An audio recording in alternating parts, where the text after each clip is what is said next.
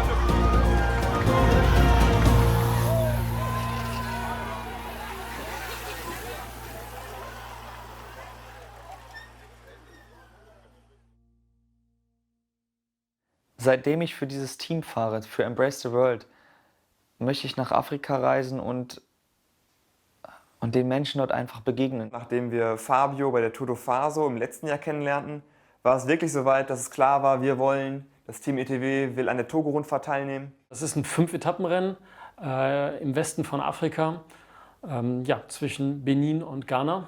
Ich kam zuerst vom Team an und war dann die ersten Tage alleine, wurde untergebracht oder Fabio hatte organisiert, dass ich bei seiner Großfamilie mitschlafen konnte und die anderen später auch. Ich kann mich an die erste Nacht noch sehr gut erinnern, weil ich am ersten Morgen im Moskitonetz fast am Schwimmen gewesen bin, weil ich so sehr geschwitzt habe.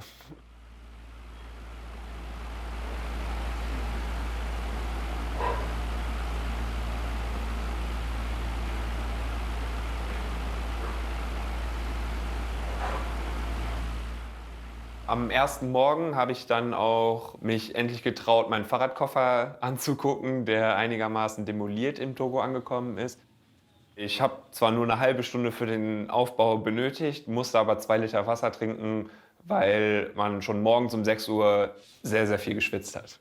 Wir haben bei Fabios Familie gewohnt, in der Großfamilie ganz ursprünglich. Es war super schön zu sehen, wie einfach das alltägliche Leben im Togo aussieht. Wie gekocht wird, wie Wäsche gewaschen wird. Dann durften wir bei seiner Oma, bei seiner Cousine und weiteren Verwandten und Freunden halt wohnen. Er hat sein Zimmer für uns freigeräumt und eine weitere Kammer hergerichtet. Und zum Beispiel Charles, sein Onkel, hat mit seinem Auto eigentlich uns immer, wenn wir es brauchten, hin und her gefahren. Unser Teamname Embrace the World Cycling heißt ja zu Deutsch Umarme die Welt. Wir wollten ein echtes Statement machen. Und wir haben uns dann gedacht, hey, lass doch einfach mal ein Mixteam machen, sowohl aus deutschen Fahrern als auch von togolesischen Fahrern. Und das haben wir dann auch gemacht. Und deswegen sind Julian und David zur togolesischen Radsportföderation hingefahren. Das war ein bisschen dringend, weil am Mittwoch schon die Rundfahrt beginnen sollte. Et on a eu l'idée qu'on pourrait faire une équipe mixte parce que l'idée de notre équipe c'est Embrace the World, embrasser le monde. 2 coureurs de plus togolaises auraient la chance de participer dans la tour. Ceux qui ne sont pas sélectionnés, qui ne sont pas assez bien pour la sélection nationale.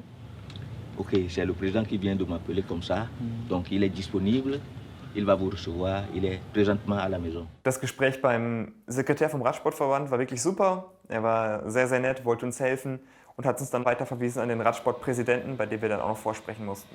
Wir mussten zwar erst warten und wurden dann wie zu einer Audienz hereingebeten.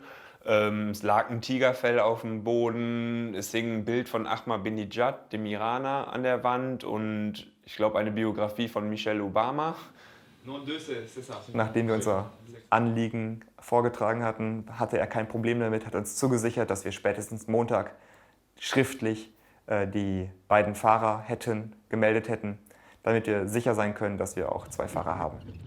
Wir haben ja schon seit vielen Jahren immer wieder Spenden gesammelt für die afrikanischen Fahrer und inzwischen ist es eine so große Menge geworden, dass wir es einfach nicht schaffen, das mit dem Flugzeug immer noch mit bei uns an Rennen mitzubringen und zu verteilen. Und deswegen haben wir uns gedacht, dass wir einen Container von Deutschland, von Bremerhaven bis nach Lomé schicken wollen, den wir wirklich komplett vollpacken mit den ganzen Spendenmaterialien, die wir von ganz, ganz vielen bekannten Freunden und Unternehmen bekommen haben über die letzten Jahre, um den afrikanischen Radsport etwas zu unterstützen. In vielen Ländern gibt es einfach kein Fahrradgeschäft, sodass wir doch keine Sorge haben, dass wir irgendwie lokale Märkte zerstören würden. Die Fahrer können es einfach nicht kaufen und zahlen sehr, sehr viel Geld für Schrott, der aus Europa kommt. Und wir haben noch ziemlich viele sehr gute Sachen und die wollen wir gerne mit einem Container hierher bringen. Jetzt haben wir inzwischen ein Angebot und wissen, wie wir das hierher bringen können. Wir brauchen aber natürlich auch einen Lagerraum vor Ort und auf dem Weg sind wir gerade und wir gucken mal, ob das geeignet ist. Is the room we will use for the project. We can store all of the stuff. I think it's free for the project. We can come and store the stuff here. C'est ton père. Ça c'est un tour du Togo, maillot jaune du Togo. C'est quelle victoire? C'est une course au Togo, une course simplement. Sein Vater ist ein sehr bekannter Radsportler. Leute, die im Togo sich für Sport interessieren, kennen alle Fabios Vater wohl, weil der ja vieles gewonnen hat früher. Und ja, das waren ein paar Bilder, wo er Etappen gewinnt.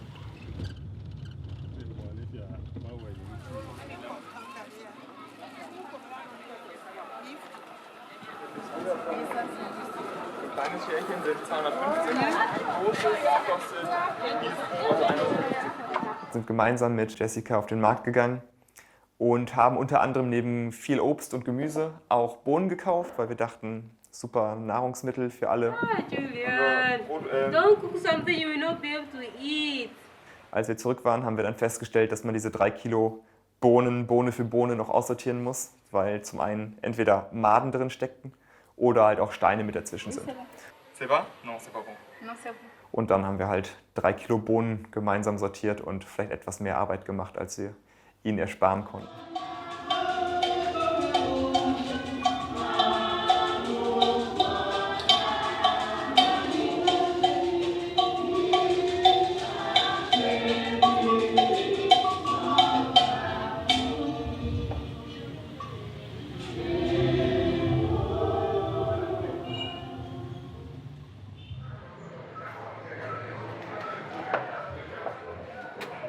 Wir treffen uns jetzt mit dem lokalen Embrace-Team, Embrace Lomé, und fahren eine kleine 3 bis 4 Stunden Runde hier im Umland.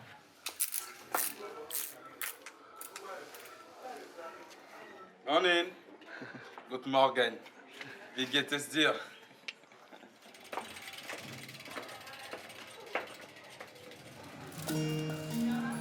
Immer in Begleitung von David, der ein gutes Motorrad hatte und uns begleitete, um uns durch den Stadtverkehr etwas zu schützen, weil es ist einfach unglaublich, wie viele Motorräder und Autos dort durcheinander wimmeln. Und als Radfahrer ist es schon relativ gefährlich in der Stadt.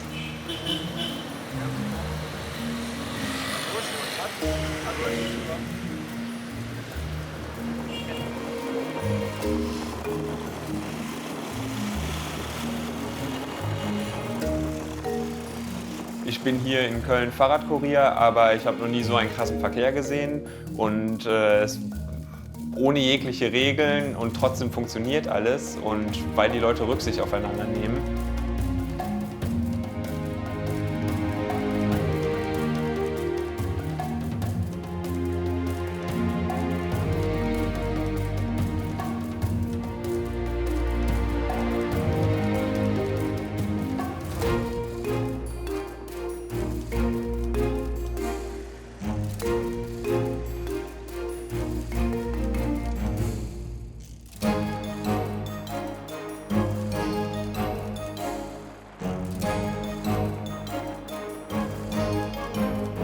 Es war von akzeptablen Rädern ging es bis hin zu alten Stahlrahmen, wo die Gabel verbogen war, wo der Sattel total auseinanderfiel oder eine Sattelstrebe schon gebrochen war. Wir haben Trikots entdeckt, die aus Deutschland kamen. Super schön zu sehen, dass diese Sachen dort noch genutzt werden. Dass man immer wieder Sachen erkennt, die wir vor Jahren teils schon mitgebracht haben, die dann dort auf einmal wirklich gebraucht werden im Training. Was Materialsachen angeht, habe ich gesehen, dass halt viel mehr möglich ist, dass man trotzdem Spaß am Fahrradfahren haben kann, auch wenn das Material nicht top eingestellt ist. Und dass ich meinem Material weitaus mehr vertraue, bevor ich irgendwas wechsle.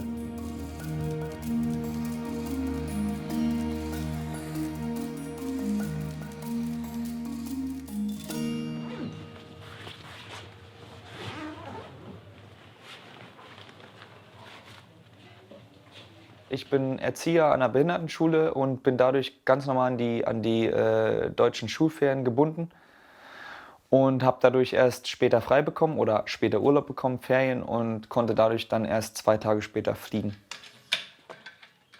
Hier die erste Nacht, neben Julian auf dem 1-Meter-Bett. Ja, gewöhnungsbedürftig, sage ich mal. Ich bin das erste Mal in Zentralafrika und es ist warm. Das ist richtig. Das passiert immer. Fabios Familie hat uns sehr lange, 2 Tage sehr freundlich aufgenommen. Und ja, nichtsdestotrotz wechseln wir jetzt halt ins Hotel. In der Regel ist es normal, dass der Veranstalter ein Hotel zur Verfügung stellt, wo die Fahrer aller Nationen und aller Teams unterkommen. Ellbogen ist halt auch das Problem.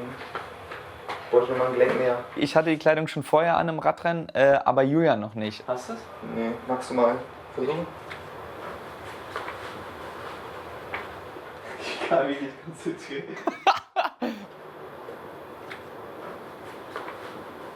Als sportlicher Leiter ist mein Job, dass ich schön im Teamwagen die Fahrer während des Rennens betreue und vor den Rennen und nach den Rennen, dass ich den Fahrern die größtmögliche Arbeit abnehme.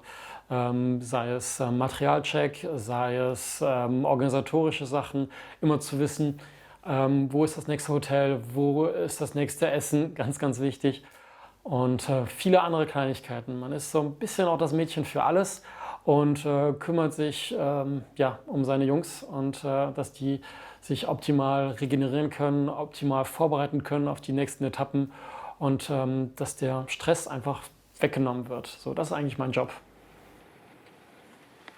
Wir holen jetzt Enzo ab, unseren sportlichen Leiter für die Rundfahrt, für die nächsten 5-6 Tage. Und es ist jetzt 23 Uhr und wir hoffen, dass er pünktlich ankommt. In diesem Gepäck waren ganz viele Spenden aus Deutschland, die wir im Vorfeld gesammelt haben. Mit 2x23 Kilogramm Gepäck, eher mehr, alles voller Spenden. Ich hoffe nicht, dass die da in seine Taschen gucken, ne? Das wäre blöd. Ja, aber wird man sehen, Nimmt er jetzt alles wieder mit. Ist nicht zum Verkauf, ja. Ja. Na los, ja. Ja.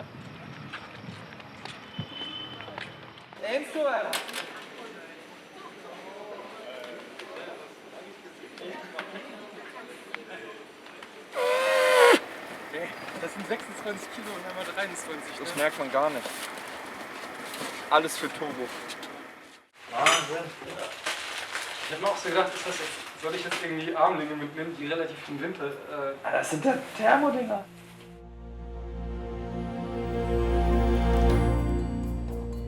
Wir hatten am Dienstag die letzte Möglichkeit, eine kleine Trainingsausfahrt zu machen vor der ersten Etappe am Mittwoch. Und habe ich mir natürlich nicht nehmen lassen, auch eine Runde mitzudrehen.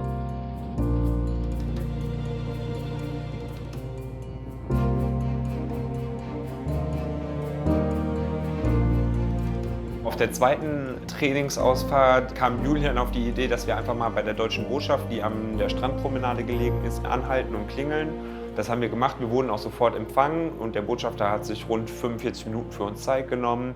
Die Unabhängigkeit haben sie gegen die Franzosen erkämpft und nicht gegen die Deutschen. Da waren 2 Generationen französische Kolonialzeit hinterher. Und manchmal lobt man die Deutschen, um die Franzosen zu ärgern. Nicht? Das ist auch mit dabei. Nicht? Aber ich denke mal, grundsätzlich ist Deutschland hier positiv besetzt und werden wir als Deutsche positiv gesehen hier. Man freut sich, wenn sie da sind. Ne? Die Situation war etwas skurril, weil sich halt ein hochrangiger deutscher Beamter in dem Moment Zeit genommen hat für 4 Jungs in Spandex. Fabio hatte vor mehreren Jahren schon mal nach einem deutschen Visum gefragt und es wurde abgelehnt. Die rechtliche Vorgabe ist eigentlich ganz einfach. Also der Visabeamte muss sich aus den Unterlagen und aus dem Gespräch überzeugen können, dass Rückkehrwilligkeit besteht und dass es einen Grund gibt für die Rückkehr. Er hat ja äußere Umstände, die uns davon überzeugen können. Das wird eben bei einem Student oder einer jungen Person einfach schwieriger sein. Und das ist natürlich nicht immer einfach zu akzeptieren, auch wenn man sieht, wie viel Armut dort ist und wie viel leichter es wir im Leben haben, obwohl wir einfach durch Zufall reingeboren wurden. und uns vieles gar nicht selbst erarbeitet haben. Und die Dinger, die auf der Tour de France waren, sind ungefähr so? Ja, das ist das. Wir haben genau das Material, was kritische alte Ziegendeutsches Prototyp. Wow. Kommen Sie, merci.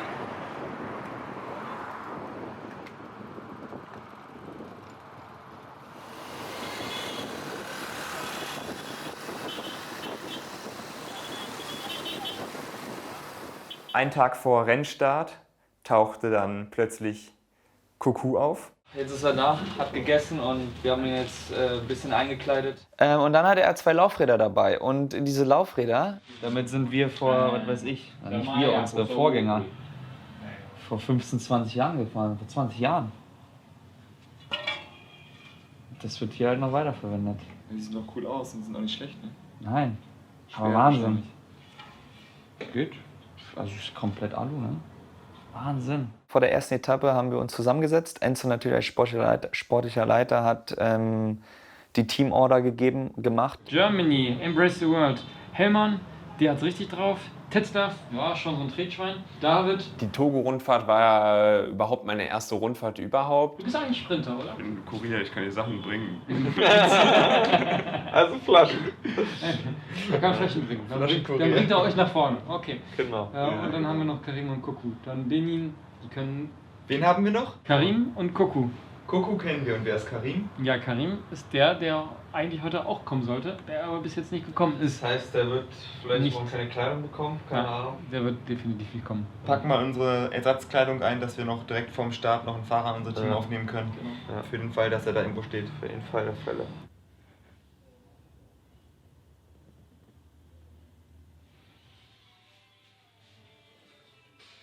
Ich fühle mich ein bisschen gerädert. Keine Ahnung, vielleicht zu wenig Schlaf. Wo wir früh genug ins Bett gegangen sind gestern. Ich bin froh, wenn ich den letzten Kilometer sehe, durchfahre, sturzfrei alle durchkommen und Julian schießt heute das Ding ab. Oui, bon, on peut dire que pour la première étape, on ne sait parce qu'il y a beaucoup d'équipes. On voit comment ça va démarrer. Et après, on lance le programme. Erstes Rennen dieses Jahr, nachdem ich mir das Tibia-Plateau angebrochen hatte. Schienbeinplateau angebrochen hatte beim Skifahren. Und dementsprechend auch etwas mehr aufgeregt als vielleicht beim normalen Saisonstart. Aber freue mich auf die vielen Fahrer hier, die Begegnungen, die Landschaften und das Privileg, hier Rennen fahren zu dürfen.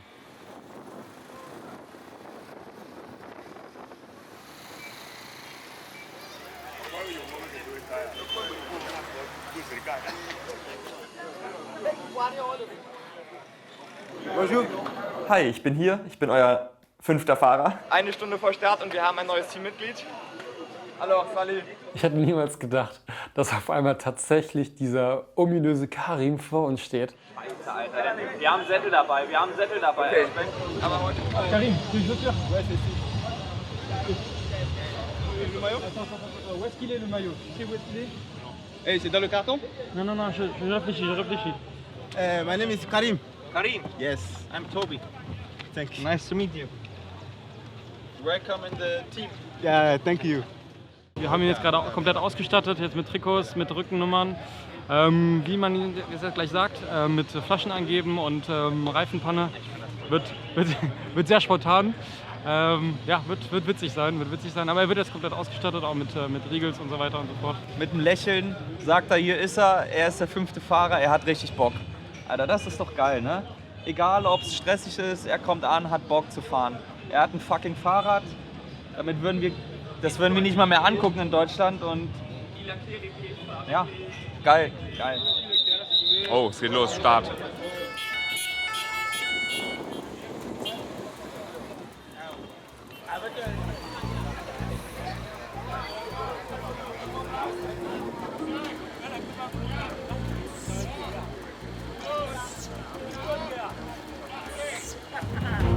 Ja, die erste Etappe führte uns von Lomé, von der Hauptstadt, am Anfang noch neutralisiert durch den Verkehr, bis zu einem der Hauptsponsoren. Da haben wir nochmal angehalten kurz.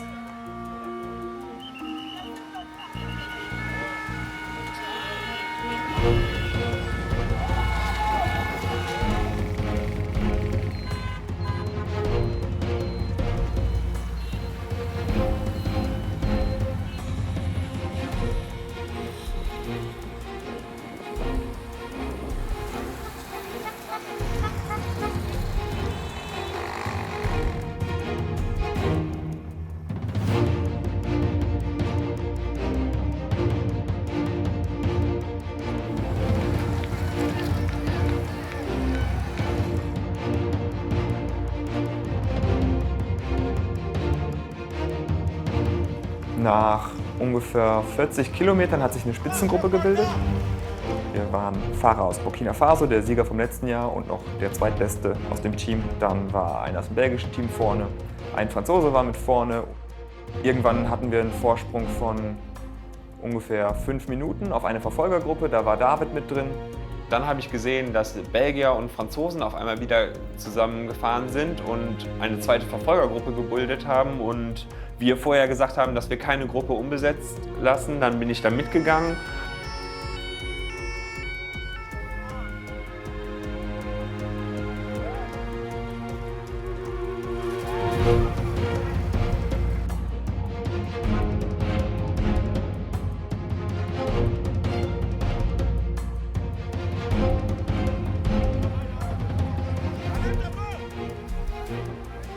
Relativ schnell war der Belgier so kaputt, dass er sagte, er könne gar nicht mehr, hat dann nicht mehr mitgearbeitet. Der Franzose hat von Anfang an keine Führung gefahren, weil er meinte, er sei nicht der Kapitän. Und so sind wir eigentlich zu dritt gefahren, die beiden Burkina-Jungs und ich habe mitgearbeitet. Die Burkina-Jungs haben dann so 10 Kilometer vom Ziel aufgehört zu arbeiten und ich bin weitergefahren, weil es ja auch um die Gesamtwertung ging.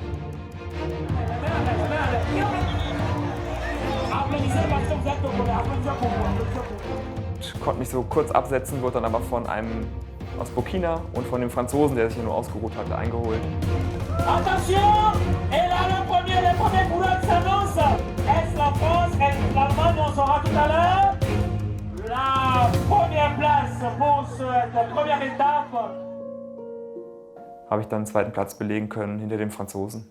Et voilà, on l'applaudit, s'il vous plaît, mesdames et messieurs. Ja, natürlich ärgert man sich über die Fahrweise, wenn jemand mit in der Gruppe ist, von der eigenen Arbeit profitiert und gar nicht daran teilhat und nicht selbst investiert. Ja, schade. Eigentlich sollte es einen Ehrenkodex geben zwischen Radsportlern. David Romain, willkommen! Willkommen! Nach der ersten Etappe war ich einfach super erleichtert und froh, dass ich das geschafft habe. Und ich habe mich riesig gefreut, auch dann in der Top 10 gefinisht zu haben. Une bataille encore entre l'Allemagne et le Burkina Faso. L'Allemagne et le Burkina Faso. Der war gefühlt 3-4 Meter groß und ich als kleine Wurst daneben habe dann quasi den Sprint verloren und bin dann halt nicht 10er, sondern 11. geworden. Aber wir hatten halt über 10 Minuten Rückstand und das hat mich halt genervt. Gas für euch. Gewonnen. Hinter ihm.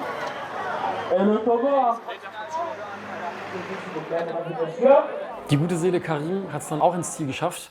Und mir tat er auch schon ein bisschen leid, weil er hatte wirklich nicht das beste Material und ist aufgrund dessen, dass er so ein schlechtes Material hat, auch noch gestürzt. Und trotz Sturz hat er einfach weiter gebissen, hat gekämpft und hat es ins Ziel geschafft.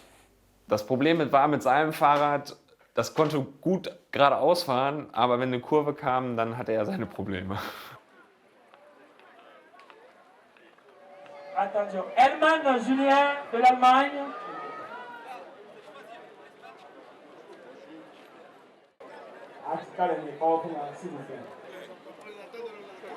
Voilà.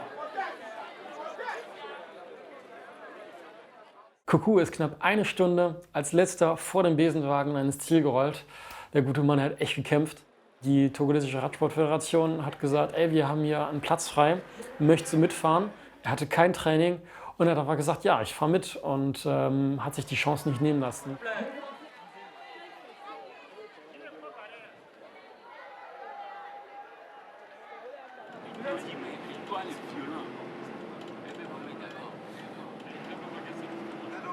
Am Morgen der zweiten Etappe gab es einen kurzen Transfer. Das heißt, alle Fahrer werden in einen Bus geladen und werden zum Start gebracht. Das Material wird gesondert gebracht. Alle haben sich fertig gemacht. Nur wir wurden langsam nervös, weil unser Material nicht kam. Weißt du, wo unser Auto ist? Dann erreichte uns die Nachricht, der Teamwagen ist liegen geblieben. Wir haben keine Räder, kein Material, keine Klamotten zum Umziehen, nichts. Hier sind sie? Geil, wir wurden umgeladen. Wahnsinn. Unsere Fahrräder sind da. Und hoffentlich Klamotten.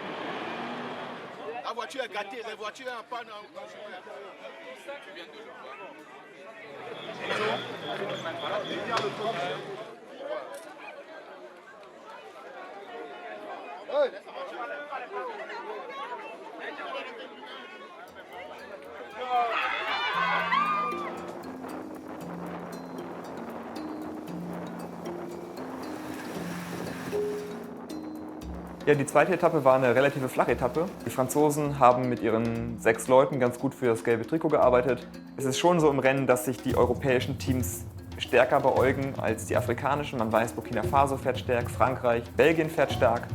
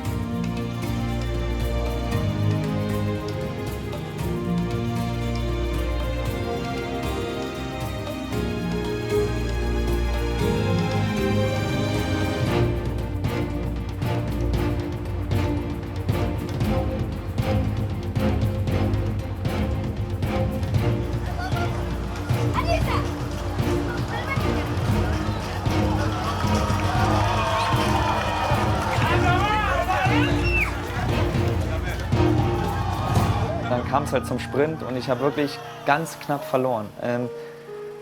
Wie auf der ersten Etappe auch. Und auf der zweiten Etappe war es halt noch knapper. Der konnte einfach mehr Kraft drücken. Der war halt einfach stärker als ich. Am Ende werde ich Vierter, insgesamt Zweiter vom Feld. Ja, aber wesentlich nicht anstrengender als gestern. Gestern war echt heiß. Heute schien die Sonne nicht so. Das hat man sofort gemerkt. Hat Spaß gemacht. Ich denke, wir können auch soweit zufrieden sein. Nicht groß was gewonnen, nicht groß was verloren. Eine Etappe, eine Übergangsetappe gut überstanden. Morgen geht es in die Berge und dann wird das Gesamtklassement vielleicht nochmal durchgerüttelt. Ich bin am Überleben, das ist super. Wie gesagt, heute war schon deutlich entspannter als gestern. Gestern ging gut rein so und heute war alles schon entspannter. Die Jungs haben echt super gute Arbeit geleistet für die 3 Leute, sagen wir mal 5 Leute, die dann wirklich gearbeitet haben, haben das Beste daraus gemacht. Zweiter vom Feld, Gesamtklassement behalten, kann man sich nicht beschweren. Aber schade. Tu es tombé, non? Encore une fois. Pas de blessure. Bon.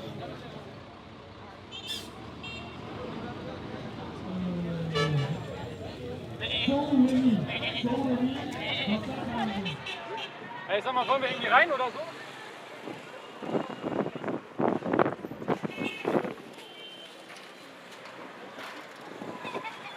Ich gehe gerade das Klassement durch. Aktueller Stand immer noch 11 Sekunden auf den ersten. Und ja, versuchen jetzt irgendwie die 80 Kilometer Transfer bis nach Cara hinzukriegen. Und ja, mal schauen, ob wir das heile mal hinbekommen. Ja, ein Baum ist jetzt gerade nach dem Sturm auf die Straße gekracht und ja, jetzt haben die ganzen Kräfte vereint versucht, den Baum jetzt beiseite zu legen. Neue Schuhe und für die Afrikaner unter der afrikanischen Sonne, wenn die Ohren ein bisschen kalt werden, kann man dann...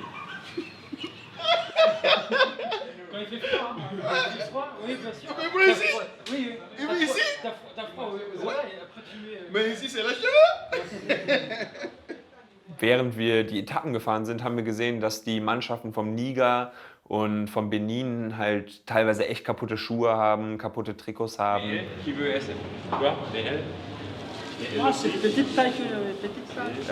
tu vois. Ah, c'est L, c'est grand. Non, c'est grand.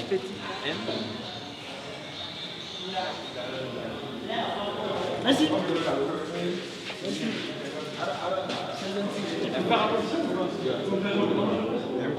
Und weil sein Originalsattel, den er hier am Rad hatte, ist komplett gebrochen. Der ist ja mit Renntraining gefahren und man konnte, also den würden wir wegschmeißen bei uns. Und er ist damit jetzt über Jahre oder was weiß ich gefahren.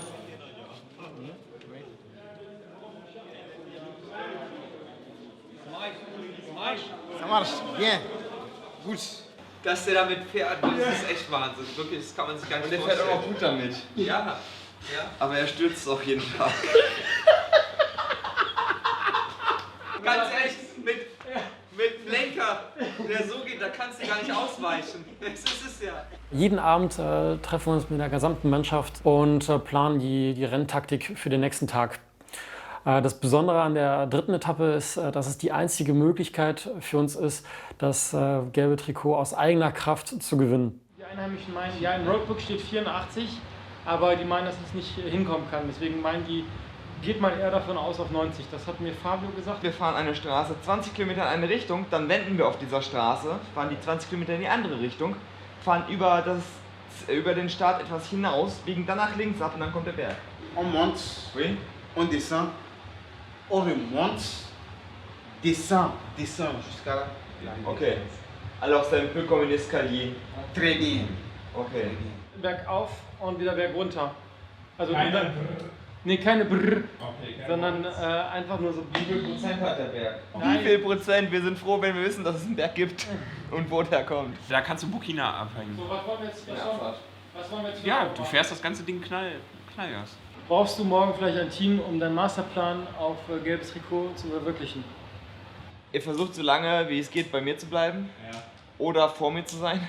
Wenn Gruppen gehen, ihr wisst, welche Nummern gefährlich sind, von denen darf keiner gehen. Wenn ihr mir der Arbeit abnimmt, dass ich sie nicht selbst wiederholen muss oder mitgehen muss, ist es umso geiler, dann kann ich mehr sparen für den Berg. Und dann einfach gucken, was ist halt Mann gegen Mann dann da im Berg und wenn es richtig hart wird. Und dann muss ich halt gucken, was mein Körper morgen kann.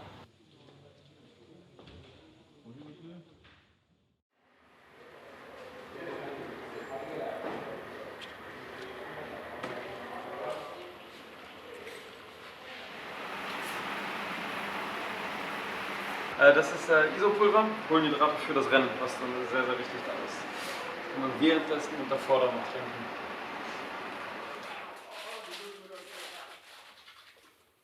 Ich habe jetzt mittlerweile die Philosophie angenommen, von Tag zu Tag zu gucken und zu leben, nicht wie in Deutschland vorzuplanen, sondern was kommt, kommt. Und wenn was nicht kommt, dann kommt es halt nicht.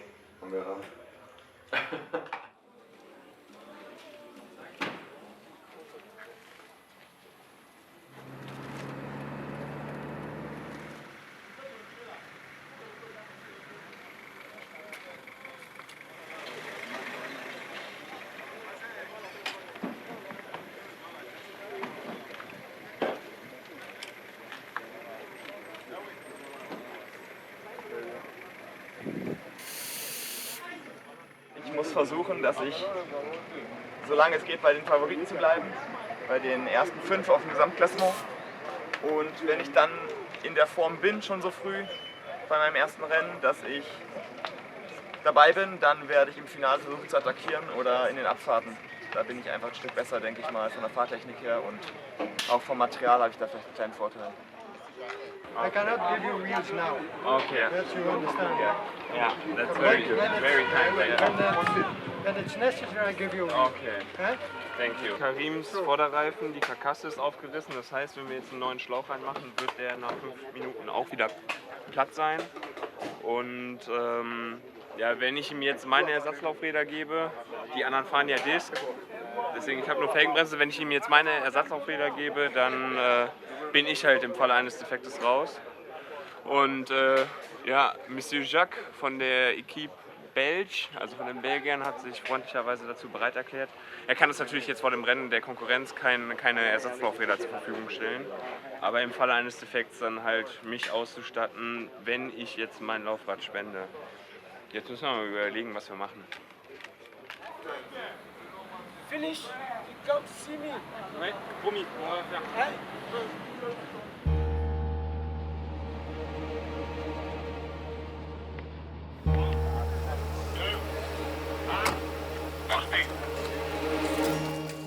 Auf der dritten Etappe ging es erst über eine ziemlich schlechte Straße mit relativ vielen Schlaglöchern.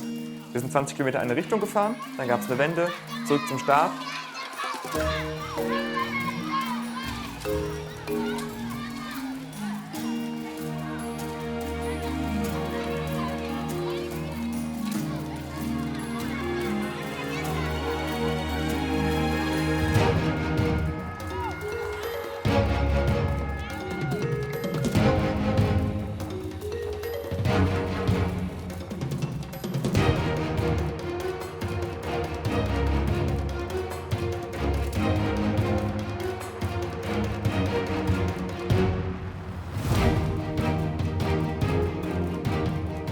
Nach 40 Kilometern habe ich es dann in eine Spitzengruppe geschafft und das gelbe Trikot war nicht dabei. Und deswegen haben wir gut zusammengearbeitet und haben dann relativ schnell auch 2 bis 3 Minuten auf das Hauptfeld mit dem gelben Trikot rausgefahren. Die Gruppe ging und Julian war dabei und damit war für David und mich eigentlich das Rennen durch. Also wir mussten eigentlich nur noch darauf achten, dass nicht noch mehr Franzosen und Burkina Faso-Fahrer da mitgehen. Der Funk war einfach in den Bergen von Togo einfach nicht mehr vorhanden. Wir haben sehr, sehr schlecht verstanden, wo die Fahrer alle sind, welche Fahrer überhaupt vorne sind. Das hat es für uns im Team sehr, sehr schwierig gemacht, ja, den Fahrern dann zu helfen. Wir wussten aufgrund der Funkprobleme einfach nicht, wer hat jetzt gewonnen, wer war jetzt überhaupt vorne. Das wussten wir gar nicht, ob es Julian überhaupt noch geschafft hat. Und auf einmal sehen wir dann Julian, der dann zwar nicht Erster wurde, aber mit einem breiten Grinsen und meinte dann, ich bin Zweiter, aber ich habe das gelbe Trikot. Und das war für uns mega einfach, dass wir genau unseren Masterplan umsetzen konnten. Wir wollten auf der 3. Etappe das gelbe Trikot erobern und wir haben es geschafft. La vitesse moyenne. Alors, Monsieur Maïf Youssoufou. Voilà. Ich habe aufgrund des ersten Tages dann das gelbe Trikot übernommen, das Trikot des besten Sprinters und das Bergtrikot.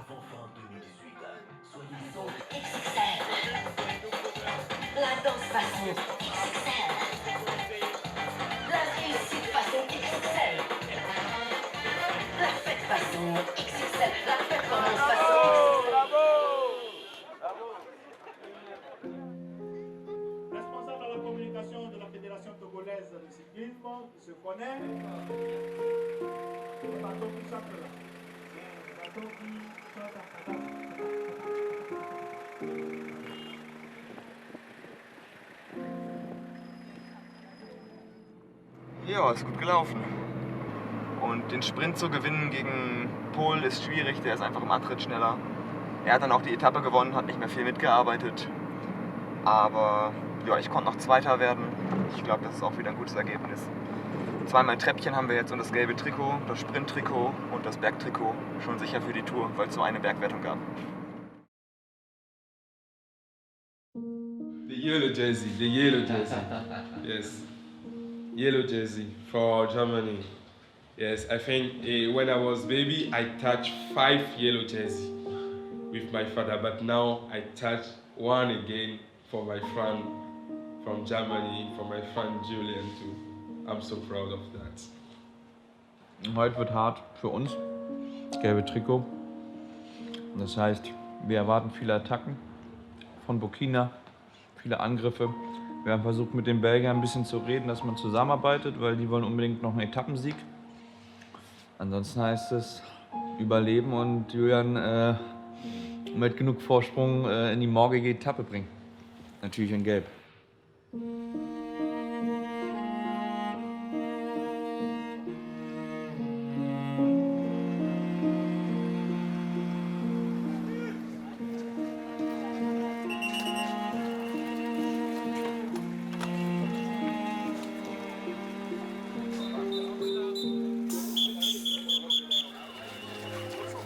Zur 4. Etappe sind wir leider nur noch zu 4 angetreten, weil Coucou hinter den Besenwagen zurückgefallen war auf der 3. Etappe und damit raus war.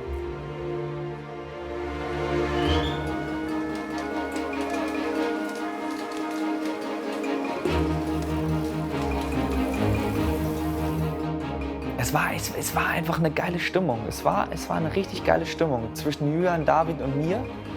Wir haben uns gegenseitig motiviert, wir haben uns im Kopf einfach unterstützt. David ist super stark gefahren, hat sich komplett für mich aufgeopfert, hat die Attacken von den Leuten, von den Fahrern aus Burkina immer wieder pariert, ist alles mitgegangen.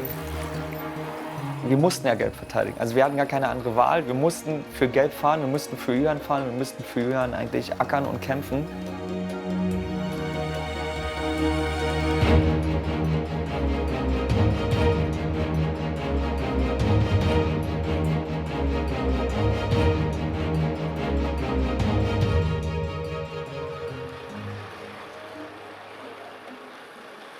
Das nächste Mal, dass ich hochgeguckt habe, stand der quer in der Luft man konnte eigentlich nichts mehr machen. Ich bin, glaube ich, mit dem Vorderrad weggerutscht und dann lag ich auch schon. Wir steigen natürlich aus, wir sehen, Tobi liegt am Boden, David liegt am Boden, bis wir merken, der ganze Asphalt ist voll mit Öl bedeckt. Da ist eine riesige Öllache. Ich habe mich dann kurz sortiert, habe gemerkt, dass ich Schmerzen, doch starke Schmerzen in der Schulter habe. Ich bin zum Glück vorbeigekommen und danach wurde die Abfahrt neutralisiert, was sehr, sehr wichtig war.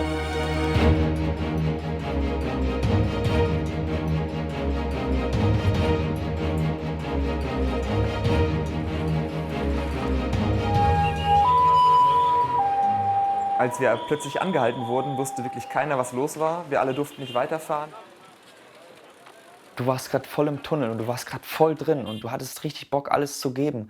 Und du weißt nicht, was los ist. Das sind so zwei Gegensätze, die nicht zusammenpassen. Keine Ahnung. Ruhig bleiben.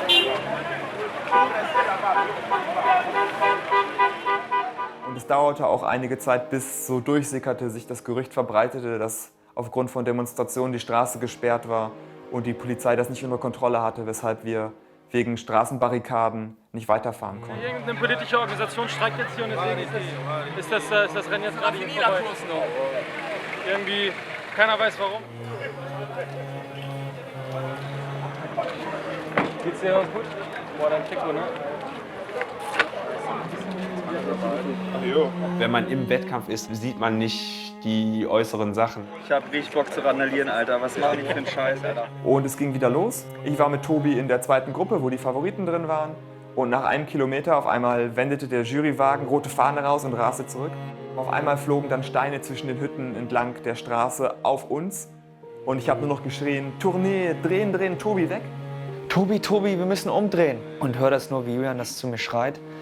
Ich wusste gar nicht, was los ist. Und dann sehe ich nur links bestimmt nicht mal einen halben Meter vor mir so einen Felsbrocken oder so einen Steinbrocken einschlagen. Und dann, scheiße, was ist das denn hier? Danach wurde die Etappe abgesagt. Wir hatten leider auf diese Weise gelb verteidigt. Die Opposition hatte einfach die Möglichkeit genutzt, das größte sportliche Event des Jahres, Tour du Togo, als Protestaktion zu nutzen.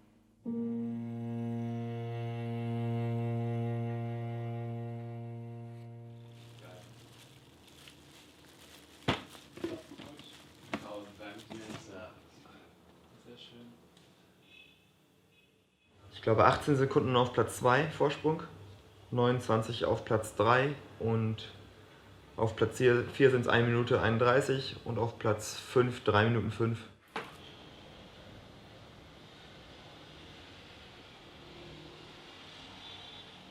Los geht's, ne?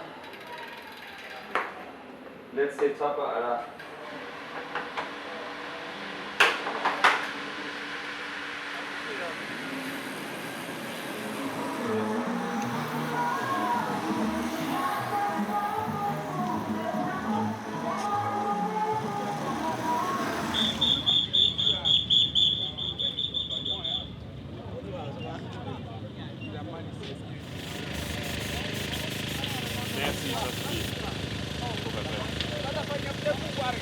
Ich fühle gar nichts mehr.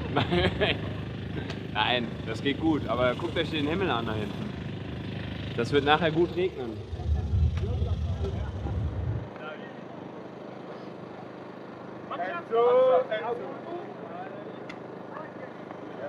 Sehr, sehr, sehr windig, sehr gewitterig.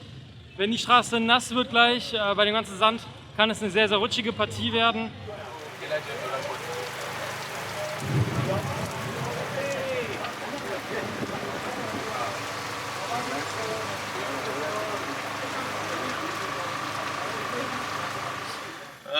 Das Rennen ist verschoben jetzt, weil es aus Eimern gießt und blitzt und donnert und stürmt.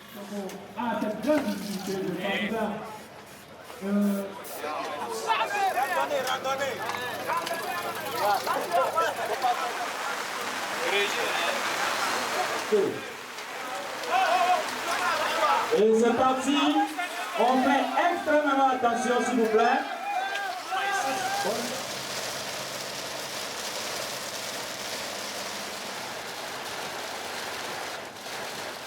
Jetzt ist gerade die Einführungsrunde. Mal schauen, ob das gleich auch wirklich gestartet wird.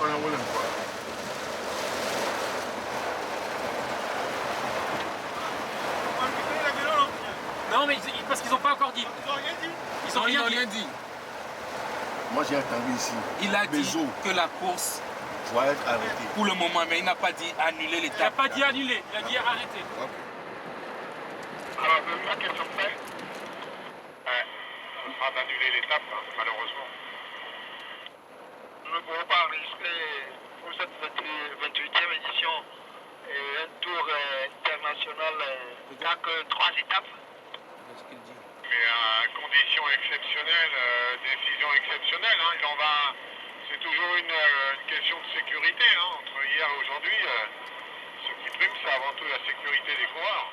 Der Präsident der togolesischen Radsportföderation wollte unbedingt, dass das Rennen ausgetragen wird und dass er dadurch seinen Sponsoren gerecht wird. Und auf der anderen Seite hat man den UCI-Rennkommissär, der die Sicherheit der Fahrer im Vordergrund hatte.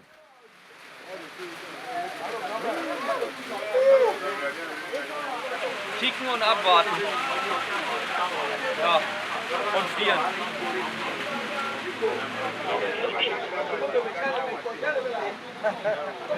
Ja, die Person hat jetzt noch weiter nach hinten zu verschieben. Jetzt ist es 15:30 oder kurz vorher. Ja, der Start wurde weiterhin nach hinten verschoben.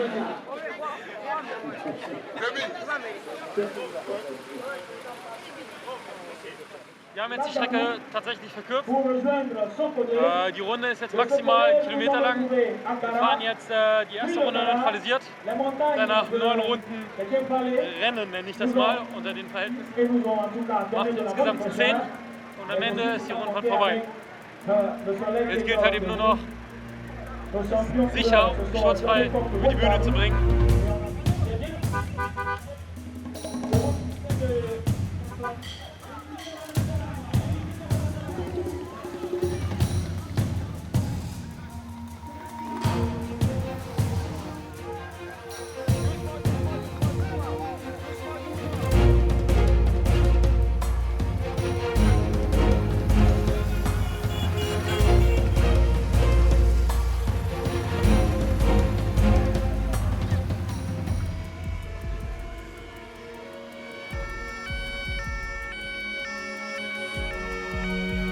Wir haben jede Gruppe besetzt, jeden Fahrer wie eine Bazille haben wir begleitet. Wir haben also wirklich wie ein Parasit haben wir jeden Fahrer jede Gruppe mit besetzt.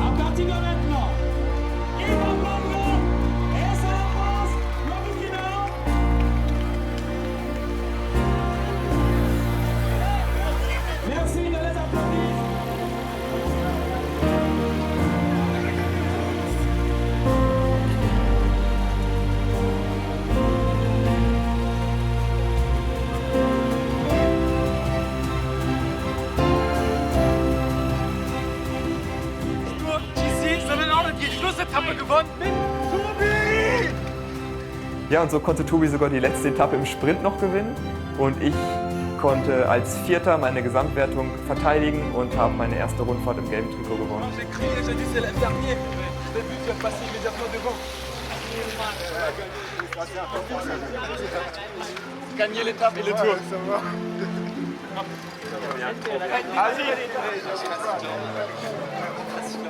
Scheiße, du kannst kein Französisch.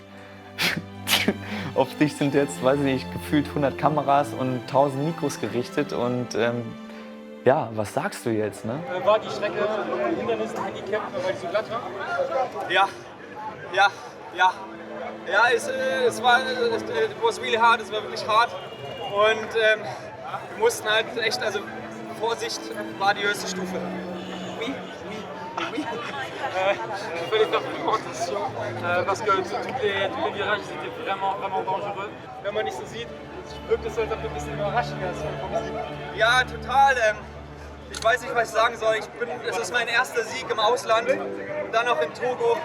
Und ja, embrace the world. Das ist so geil. So geil. Wenn du jetzt nicht gefahren bist, dann ist das auch so geil. Das ist so schön. On est très très contents, mais surtout il faut dire merci pour l'invitation. Merci pour les gens ici au Togo, que nous avons reçu la possibilité de venir ici, de faire la connaissance de votre culture. On se sentait très bienvenus et nous sommes que très contents. Et merci à tous les Togolais qui étaient très gentils à nous, avec une souris. Total schön war auch nach dem Rennen, dass dann Fabios Vater, der ist so eine Radsportlegende im Togo. Es hat mich riesig gefreut, ihn dann erst kennenzulernen. Und er war auch total erfreut, dass die Freunde von seinem Sohn jetzt die Rundfahrt gewonnen haben.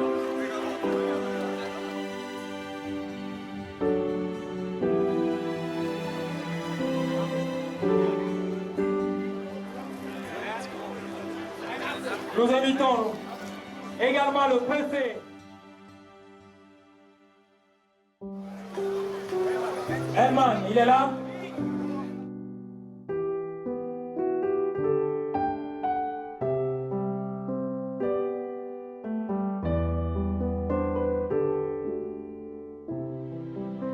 Das war unglaublich. Dann ist am Ende der Rundfahrt auf einmal das gelbe Trikot in der Hand der Mannschaft. Das ist unbeschreiblich. Embrace Lomé war auch geschlossen vor Ort mit den alten Embrace-Trikots und alle haben für Embrace angefeuert. Das war eine wunderschöne Situation und die sind dann natürlich nach dem Sieg alle zu uns gekommen und wir haben wunderschöne Gruppenfotos gemacht und es war toll, wie man gemerkt hat, dass sich alle wirklich darüber freuen.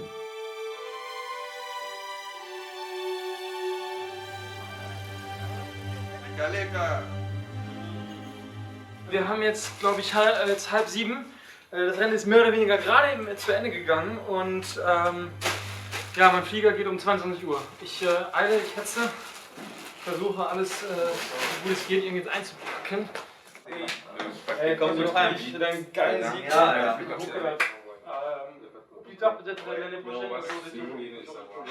Enzo, es war wieder eine Freude. Vielleicht schaffen wir sogar noch eine Rundfahrt dieses Jahr.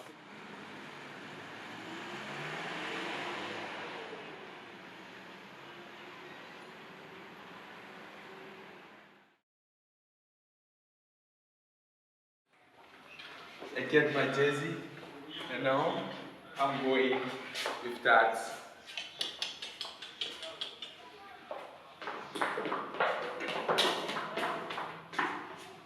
See you. Auch ein nächstes Mal. Ich freue mich, ne? Und vielleicht sogar in Deutschland. Ja. Bis dann. Bleib gesund und komm in Form, Alter. Komm in Form. Ich bin auf dem Weg.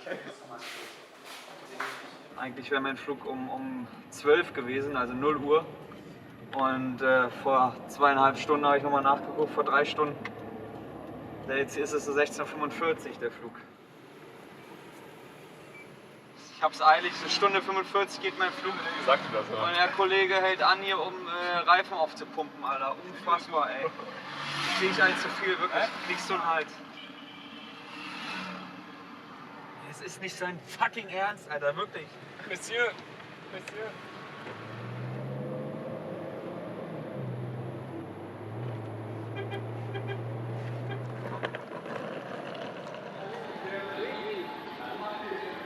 Und, stimmt das hier alles?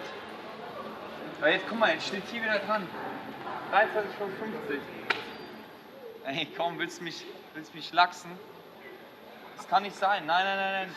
Frag doch mal jemanden bitte, auf Französisch. Und jetzt sind wir am Flughafen, hier ist alles leer.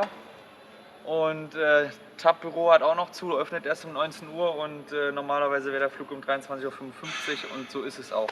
Naja, jetzt können wir wieder zurückfahren, wa? Aus dem Flughafen raus und unserem Fahrer entgegen, dem ich vorher noch Druck gemacht habe, dass er bitte seine Reifen schneller aufpumpen soll. Sind wir da raus, der guckt uns an, was ist denn jetzt? Warum kommt der Mann zurück mit seinem Gepäck? Ey, ich bleib noch ein paar Tage. Du fliegst heute Abend? Ja, ich fliege heute Abend ganz normal, wie es auf schwarz auf weiß steht. Das TAP-Büro macht auch erst um 19 Uhr auf. Genau, das kommt noch dazu. TAP-Büro macht Geil. erst um 19 Uhr. Habt ihr schön mitgespielt hier? Ich hab's hier, schwarz auf weiß, 16:45 Uhr.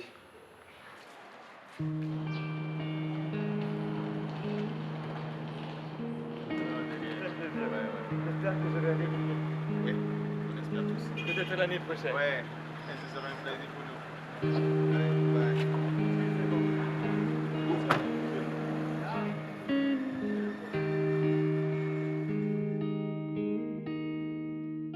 Ich habe es als eine sehr, sehr schöne und bereichernde Reise gesehen. Es hatte ganz viele Dimensionen, diese Reise. Es war einmal das Kennenlernen, wie die Menschen dort leben, wirklich Teil des Alltags mit zu sein für einige Tage, das sein zu dürfen, ein Riesenprivileg.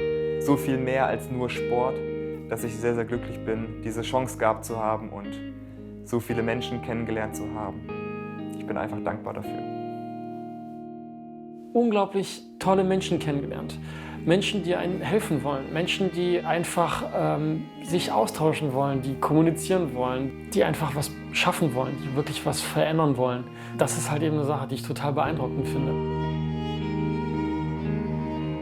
Ça va? Ça va pas. I'm tired. Du kommst da auf den Platz und du kommst da auf ein Schulgelände und wollen mit dir Handshake machen und dir High Five geben oder dir die Faust geben. Und ja, es ist unbeschreiblich. Und das macht für mich so eine Reise nach Afrika einfach dann wertvoll.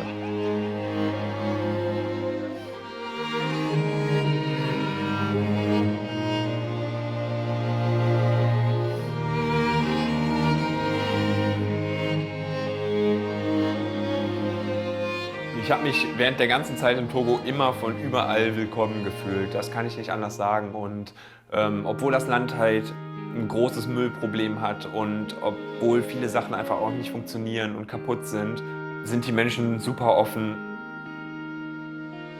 Incroyable expérience.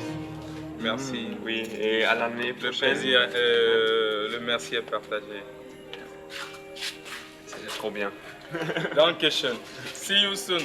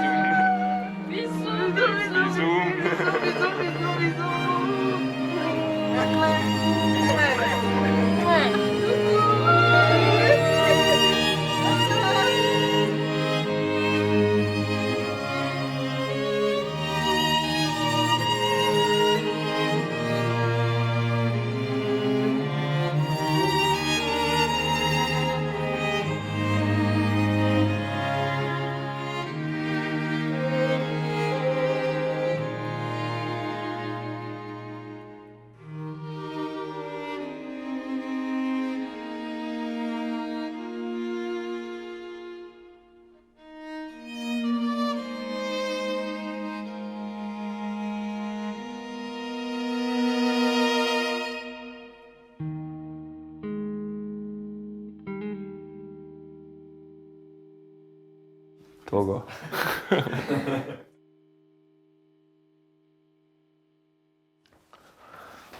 Fährst du nochmal nach Togo? Ich werde auf jeden Fall nochmal versuchen, nach Afrika zu kommen. So, das fand ich, das ist eine ganz andere Welt und vorher hätte mich Afrika nie gereizt. So aus meiner Vorstellung heraus oder von meinen Vorurteilen vielleicht auch.